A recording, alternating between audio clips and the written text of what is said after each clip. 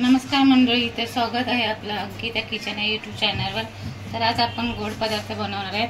तर त्याच्यासाठी लागणारे साहित्य आहे हे गव्हाचं कणिक, तूप, डिंक आणि वेलची पूड। कढई गरम करायला ठेवली आहे, त्याच्यात आपण हे तूप टाकूया। तूप गरम झालेले आहे, आपण आता याचे डिंक तळून घेऊया।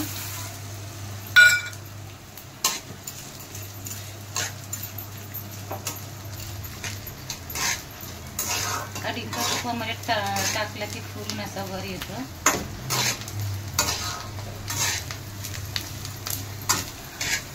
आता हळूहळू फुलतोय।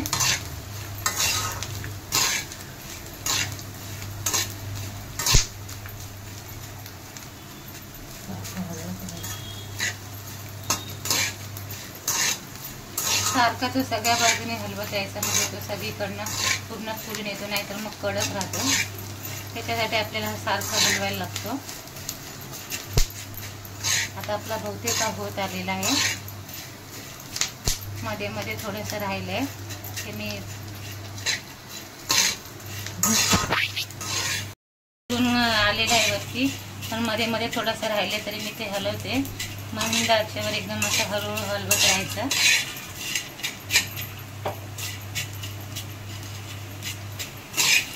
त्या डिंकाने पूर्ण तूप शोषून घेतले। आता आपला बहुतेक सगळं झालेलं आहे, तर मी आता कढईतून काढते बाहेर।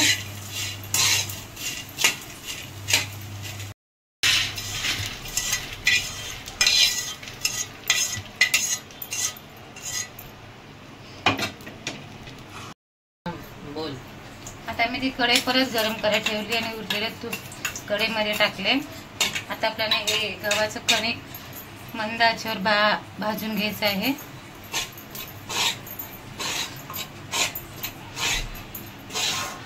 त्याचा कलर चेंज होईपर्यंत ते बारीक आचेवर मस्त असं लालसर करून घ्यायचं आहे।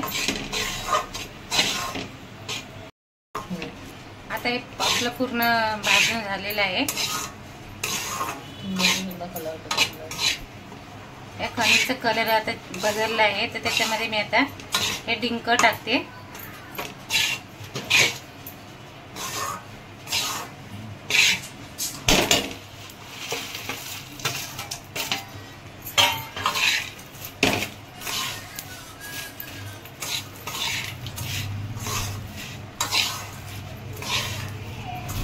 आता मी जे डिंक टाकलाय पूर्ण त्याच्यात बारीक करून घ्यायचं असं।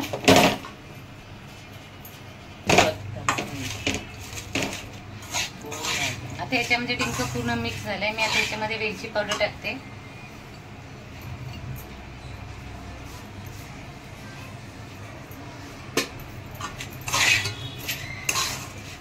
दोन मिनिटं गॅसवर ठेवायचं आहे आणि मग ते कढई खाली उतरून आपण याच्यात गूळ टाकायचा आहे। पण ह्या पदार्थाचं नाव मी काही तुम्हाला सांगितलंच नाही। या पदार्थाचं नाव आहे गुळ पापडी, ज्यात आपण आता गुळ टाकणार आहोत।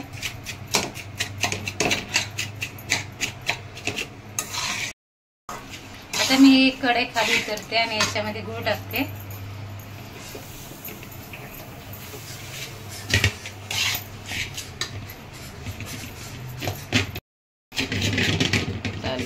आता मी याच्यामध्ये गुळ टाकते।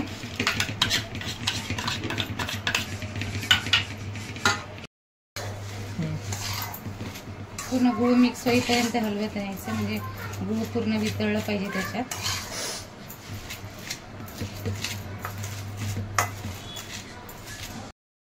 ताटाला तूप लावून घेऊया आणि ते मिक्स केलेलं सगळं याच्यात टाकून घेऊया।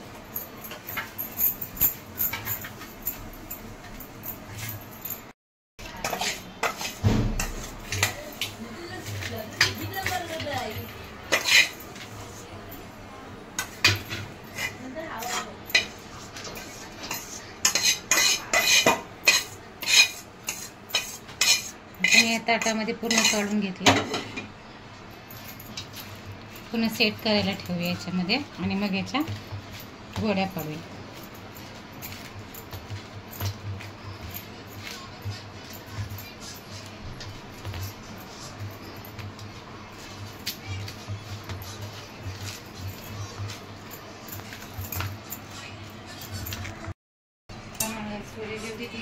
आता हे आपलं पूर्ण सेट झालेलं आहे.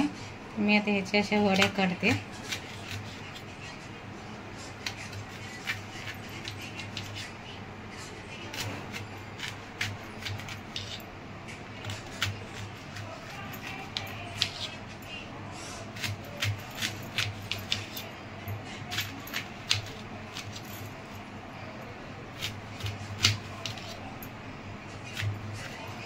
अशा प्रकारच्या वड्या तुम्ही करा, खावा आणि कशा झाल्यात ते मला कमेंटमध्ये नक्की सांगा.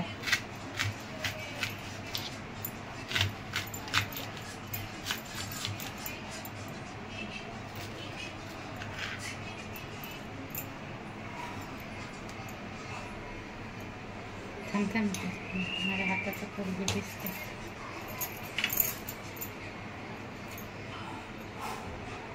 किती छान दिसत. अशा तुम्ही नक्की करा. बाय.